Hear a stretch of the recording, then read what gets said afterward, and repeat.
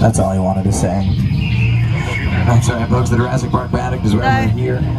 Đến những cái bộ phim mà toàn đánh quái vật đấy ở trong rừng đấy. Also featured on your screens in the Lost World Jurassic Park. Jeff Goldblum, Julie Moore, Vince Vaughn. But then the first one, remember character Dennis Nedry tried to escape off the island, stolen dino DNA, gets attacked by Dilophosaurus. We got those Dilophosauruses for you, folks. They're coming up ahead here in the cages to the. Mike, do you see those dinosaurs anywhere? No, they get out and attack. The gas man is going. Oh, they're attacking the gas. Sorry, folks. You are getting spit on by some of the most toxic liquid known to mankind. LA tap water.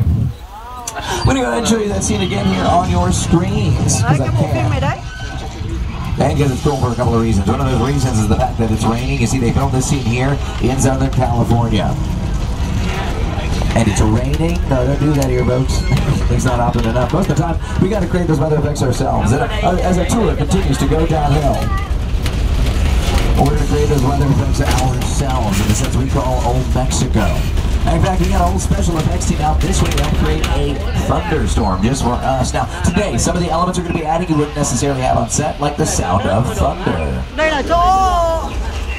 Now, of course, that thunder here today is added for dramatic effect for you guys. Normally, we'd add that with music and edit it. Now, of course, there's some lightning done by the strobe effects, but really what we need in a rainstorm is the rain. Let's cue that.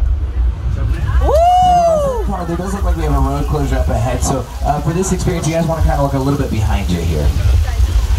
Sấm chớp luôn. These raindrops falling from the sky is just a sprinkler system, really. And these sprinklers, they make the rain a little bit larger than rain might be, shows a better indicator. Sấm chớp luôn. Oftentimes we'll backlight, it makes the water glisten. Whoa. We do that again on set. The sun doing that today. All right, Massive Next team, thank you so much. That is a cut. That's a cut. Oh, forgot to mention, if you're sitting in a blue seat.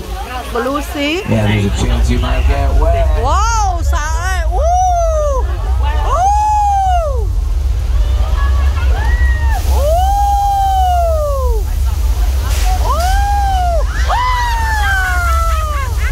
Another advantage of that flood on your screens.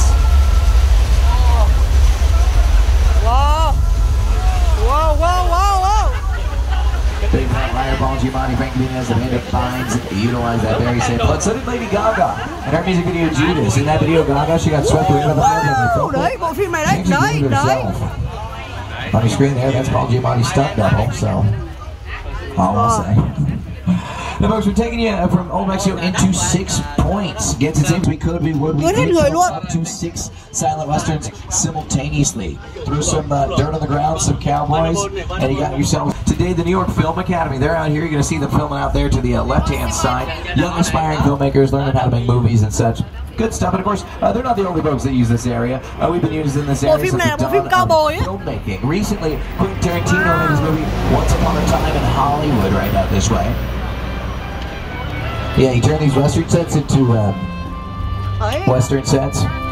Hai người lại bắn nhau. And of course, during that western era, we used to invite guests into the studio to watch an entire day of filmmaking. They could cheer for the good guys, boo for the bad guys, again, because they were silent, right? Today, we can't do that as often, though we still do for sitcoms and competition shows, right?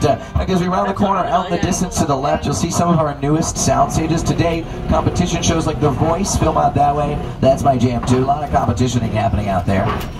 Grateful, therefore, I am that we've got this beautiful body of water here to our left. Creature from the Black Lagoon was filmed there back in 1954. If you can believe it, that was a while ago. Not the oldest thing we have here either, though, folks. In fact, we're approaching sets older than that. Sets built in the 20s and 30s for the horror movie genre. Frankenstein, Dracula, yeah, they all got their start here in what we call Little Europe. Though today, Little Europe, not seen in anything sinister, instead something pretty good. After all, we're headed back to the good place. You, Eleanor Shellstrom, are dead.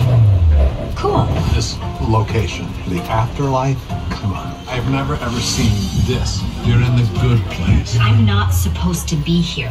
I can't risk going to the bad place. Maybe it's not all that bad. How can I help you? What is the bad place like? Well, it doesn't sound awesome. Honestly, y'all, this is like one of my favorite shows ever to have aired on network television. Created by Mike Schur. You're going to recognize his name from shows like Parks and Rec. If you enjoyed that series, I guarantee you'd enjoy this too. You can catch all 4 seasons both on Netflix and Peacock. But hey, if you have not seen The Good Place, you've probably seen something else that has filmed in this area. It was also Genovia in Princess Diaries 2, a royal engagement during the parade sequence and opening scenes. This was seen in Brandy Cinderella, produced by Whitney Houston. It was Port Royal and Tortuga for Pirates of the Caribbean, Curse of the Black Pearl, and just about every Star Trek, remember, came here at one time or another. But hey, we are now approaching the Court of Miracles. Got its name from Hunchback of Notre Dame, currently celebrating its 100th anniversary, if you can believe it. Well, a whole lot of angry villagers lit their torches here at one time or another. I think it was one thing with monsters. Dracula, Frankenstein, Bride of Frankenstein, The Mummy. The Hunchback of Notre Dame, The Invisible Man. Phantom of the Opera, classic.